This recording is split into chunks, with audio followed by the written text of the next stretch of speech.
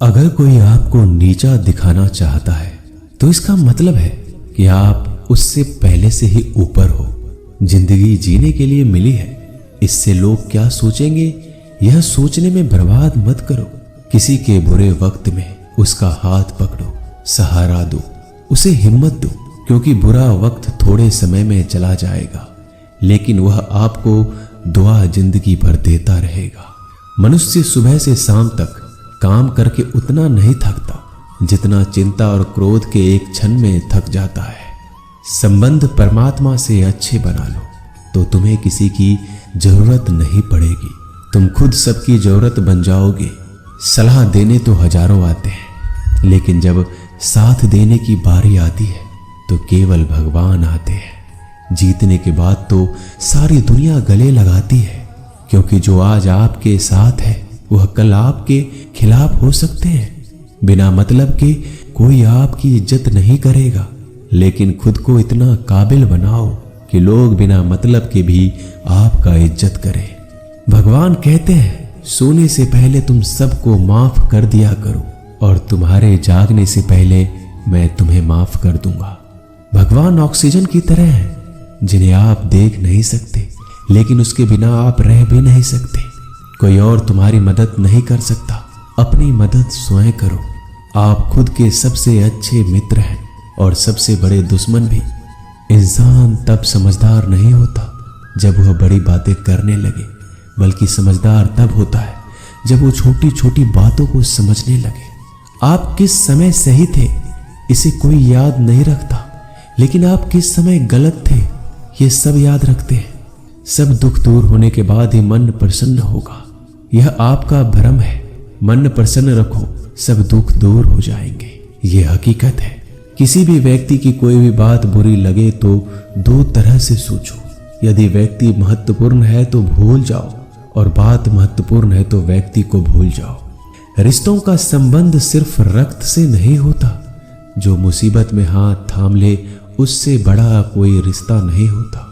भगवान कहते हैं तुम सब कुछ मुझे सौंप दो, सारा दर्द परेशानी, और बिल्कुल हल्के होकर मुझे याद करो। धीरे धीरे तुम्हारा जीवन बदल जाएगा। हर रोज रात को सोने से पहले भगवान को अपनी पूरी दिनचर्या बता के सोएं।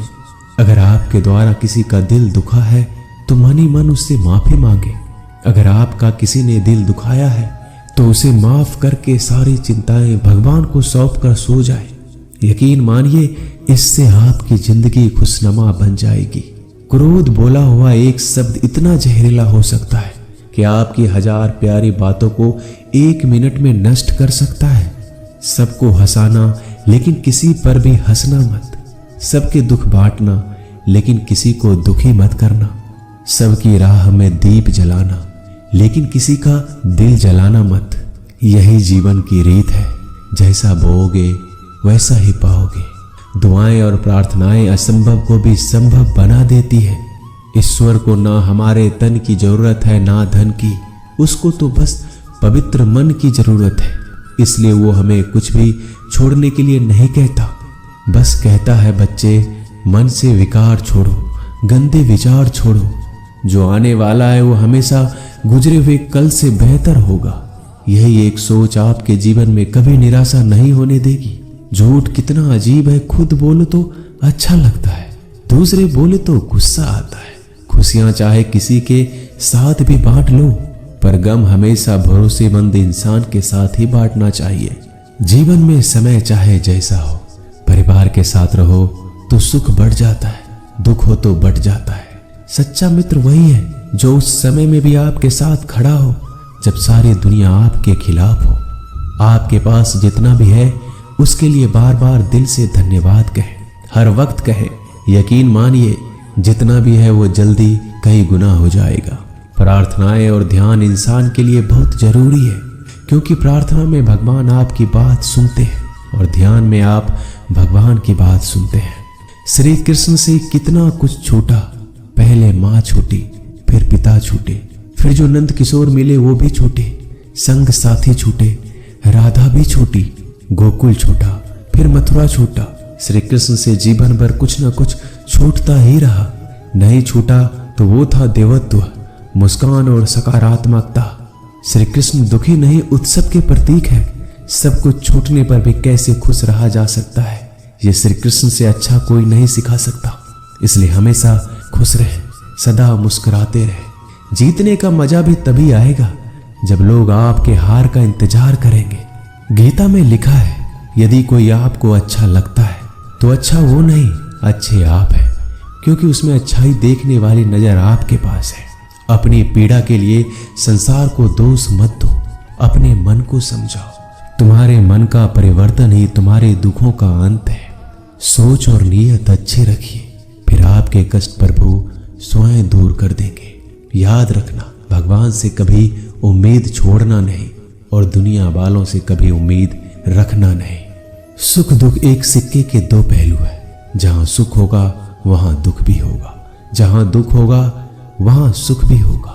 इसलिए सुख दुख के बारे में बिना सोचे निरंतर अपने लक्ष्य को प्राप्त करने के लिए प्रयास करते रहना चाहिए। एक बात हमेशा याद रखना, किसी के सामने गिड़गिड़ाने से ना मोहब्बत मिलती है ना इज्जत। इसलिए अपने स्वाभिमान को जिंदा रखो। कोई अगर आपकी किस्मत में होगा तो आपके पास खुद ही चलकर आएगा। दूसरों को हराने का मौका मत दो, बस खुद को आगे ले जाने की जिद पालो। कभी हार ना मानने की आदत ही एक दिन जीतने की आदत बन जाती है। सिर्फ दो चीजें मनुष्य के भाग्य का निर्माण करती है। पहला, स्वभाव। अगर आपके स्वभाव में अच्छाई, विनम्रता और गुण है तो आपका भाग्य चमकेगा। अगर आपका स्वभाव क्रोधी है, आलसी है, तो आपका भाग्य बिगड़ना अनिवार्य है। इसलिए अपने स्वभाव को मधुर और आकर्षित बनाइए। दूसरा, आपकी वाणी। बोलना तो आदमी 2.5 साल की उम्र में ही सीख जाता है, परंतु कब, कहां और कैसे बोलना है उसे यह जिंदगी भर भी नहीं समझ पाता। जिसे ये बोलना आ गया कि कब, कहां और कितना बोलना चाहिए, समझ लो उसे सफल होने के लिए कोई नहीं रोक सकता। पिता से बड़ा कोई सलाहकार नहीं, माँ की छांव से बड़ी कोई दुनिया नहीं, भाई से अच्छा कोई भागीदार नहीं और बहन से बड़ा कोई शुभ चिंतक नहीं। इस मतलबी दुनिया से कोई मतलब ना रखो, और मतलब रखना है तो अपने मतलब से मतलब रखो। दुआएं मांगने से किसका भला होता है, मिलता तो वही है जो हमने बोया होता है। तुम नीचे गिर के देखो, कोई नहीं आएगा उठाने। तुम जड़ा उड़कर तो देखो, सब आएंगे गिराने। एक बात हमेशा याद रखना, अगर शराब की दुकान पर बैठकर दूध पियोगे तो तुम्हें शराबी का ही दर्जा मिलेगा, और किसी मंदिर में बैठ के पानी भी पियोगे तो तुम्हें एक संत का दर्जा दिया जाएगा। इसलिए आप किसके साथ उठते बैठते हो ये बहुत मायने रखता है। दोस्तों, आशा करता हूं कि आपने इस वीडियो से बहुत सारी सीख ली होगी। मिलते हैं जल्दी एक नए ज्ञानवर्धक वीडियो में। धन्यवाद।